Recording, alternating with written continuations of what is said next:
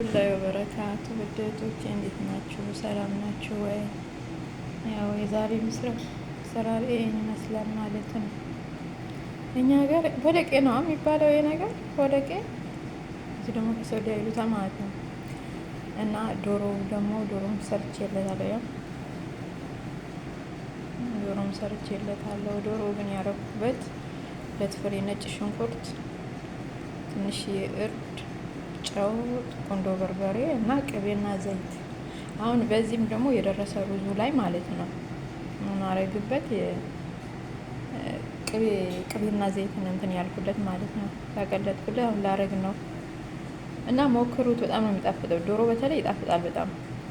ውስጡ አጥባችሁ ካዘጋጃችሁት በኋላ በሹካ ጨቅጭቁት። ከዛ በኋላ ቅመም አለ ያው ቅመሙት መከለሻ ቅመም ትንሽ አርጉበት እና ይሄ ነው ብላችሁ የዛሬ ምሳ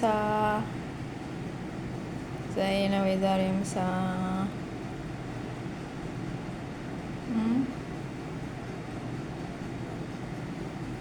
ከምሳ ይሁንላችሁ።